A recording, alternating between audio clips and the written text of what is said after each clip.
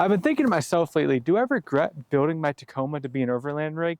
Well, that's a complicated question. We're gonna hop into that. I originally bought this truck to haul my mountain bikes up the trails. I was driving a BMW and that just wasn't cutting it on the dirt roads I was driving on, so I went out and bought this truck. Then over the years of me owning the truck, my goals and hobbies changed quite a bit.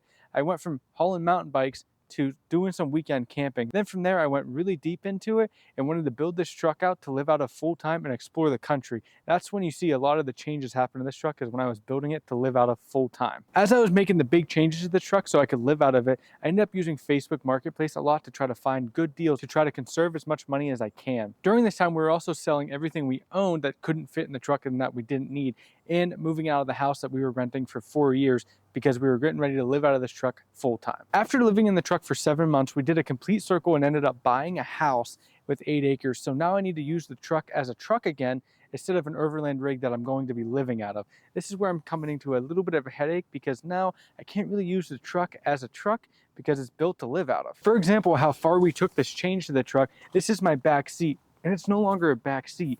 We ripped it out and I have mounted a fridge in the back, and this is what we stored all of our food in. But the changes don't stop there, and one of the big problems is this fridge here takes up a lot of room, so that limits what I can haul.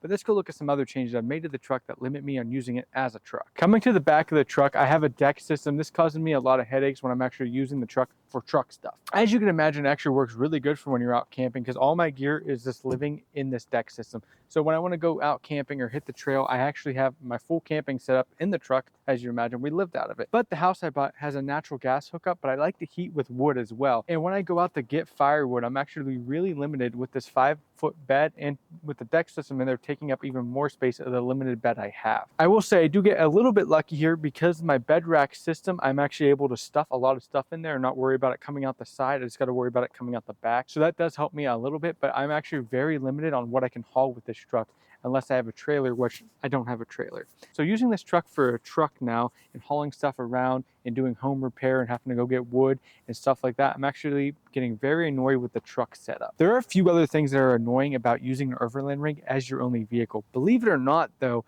gas mileage isn't one of them. I get about 15.3 on average, and with the truck being set up the way it is, that's actually very good in my opinion. But one of the things that is annoying is having all this stuff mounted up on the truck actually causes a lot of noise. And with me ripping the rear seat out, a lot of the sound dampening that I have in the truck is gone now. So driving the truck around on a daily basis is actually pretty loud, and there's a lot of random noise that you hear. Luckily, I just kind of turn my radio up, but it's still there and pretty annoying on a daily basis. And the other funny annoyance I have here is what I originally bought the truck for was hauling mountain bikes. I wasn't able to do when I put the deck system in. I used to hang them over the tailgate here. So I had to go out and buy these special bike rack mounts and mount the bikes onto the side of my bed rack.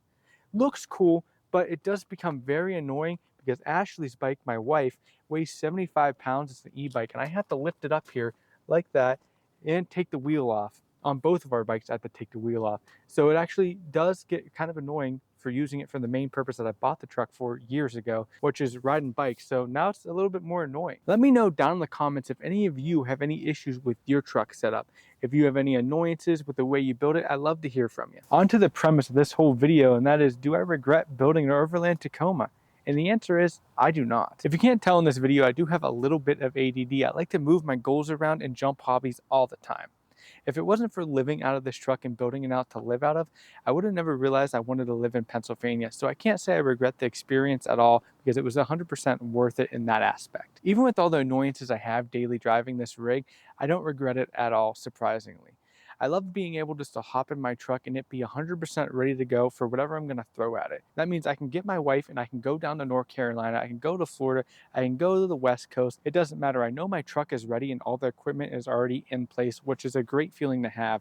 It's almost like having an RV or a second house ready to go at a moment's notice whenever I need it. So that definitely outweighs the cost of me having annoyances when I go to Home Depot and hearing the noises rattle when I'm driving the truck around. Not to mention having a truck built up like like this does make you very prepared for anything life throws at you. Now, I'm definitely not a prepper by any means, but I will tell you guys, there is a reason why I bought 8 acres out in the middle of nowhere, and it's because I just don't like people, and there's definitely a time limit on what we have going on in the world right now. So it definitely doesn't hurt to have a truck that can take anything you throw at it. Luckily, most things I've done to this truck, except the bumper, I can actually reverse. I still do have my rear seats, so if I had a kid or something like that, I would be able to throw my rear seats in, no problem. I can also take the deck system out as well. It's not permanently placed in the bed.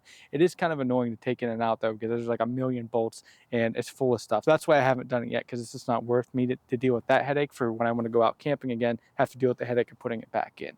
Thank you guys for listening to me ramble in this video. It's actually been on my mind for a while now since I bought this house and have been doing house stuff and going to Home Depot and stuff. I kind of want to talk to you guys about how the truck is handling the home life versus me being out on the road and using it as a rig.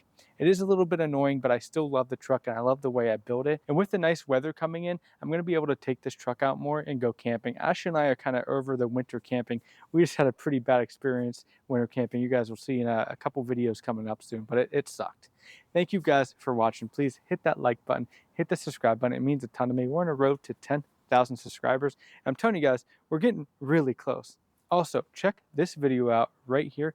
It's pretty good, and I'll see you in the next one.